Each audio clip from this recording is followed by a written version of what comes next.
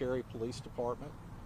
About 10:30 last night, 10:45, we received a call, welfare check call, to check on the individual based upon concerns of family members. That turned into a hostage situation with a juvenile hostage and an individual in crisis, mental health crisis. We worked diligently through the night with our partners. The agencies that have been involved at this point are on the local, state, and federal level.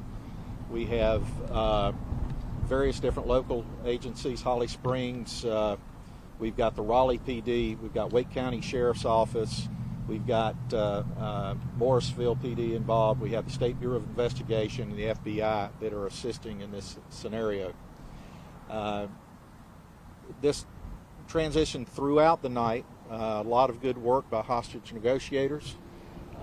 There was considerable threat to a young individual there earlier this morning around 9:45 or 10 o'clock.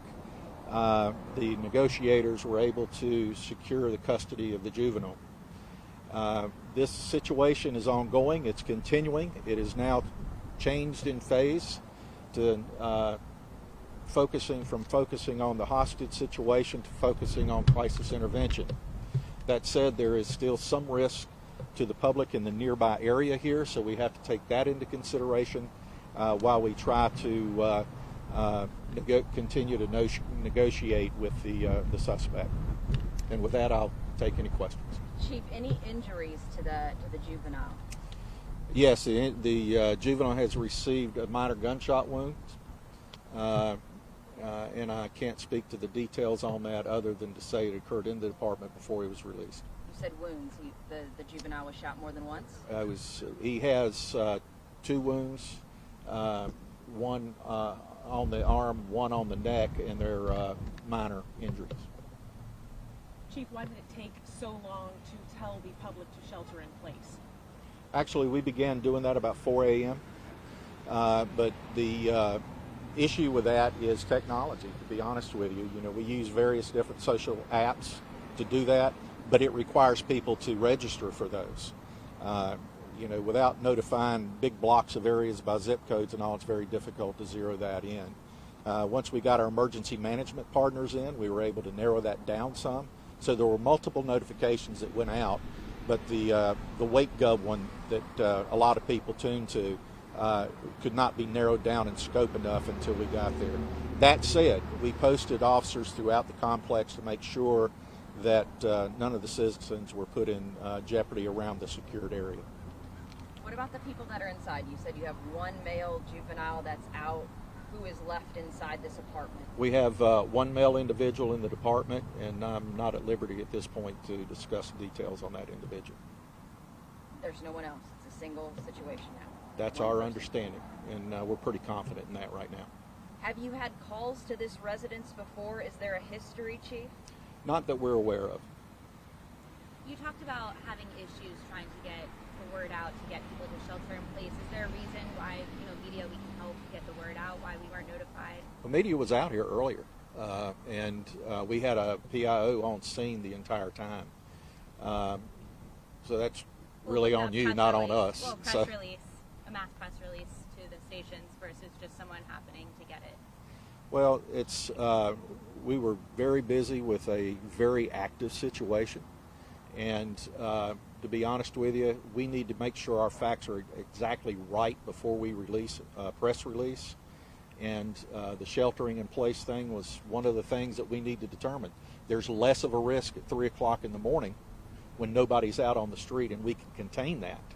We're dealing with evacuation of surrounding apartments. We took care of that very quickly and made sure that there was no one in the surrounding apartments around this targeted location. And as a result of that, I think we kept a good timeline on it. So it's safe to say, Chief, that the male inside, the person inside, has a weapon, or has that been recovered? No, it's still a very active negotiation scene, and we have not made entry into the apartment. How many people are evacuated right now?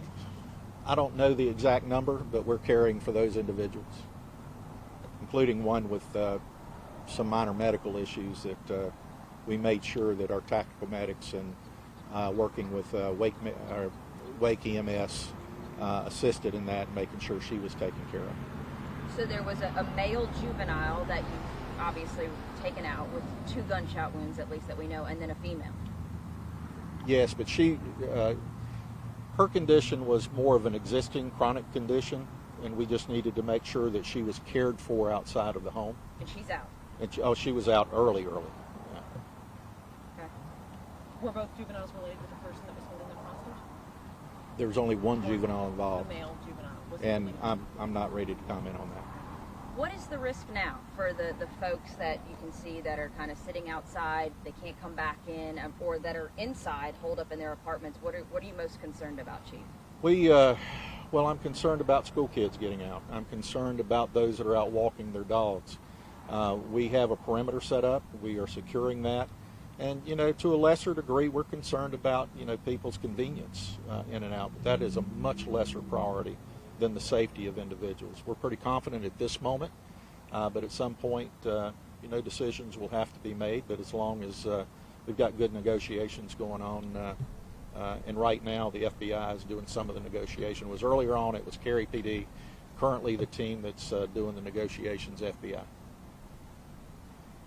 Chief Sult, when can we expect another update? We'll have another update no later than 3 o'clock, and hopefully we can give you some better news at that point. Same place. Thank you. We appreciate you. Thank you, Chief. Have a good one.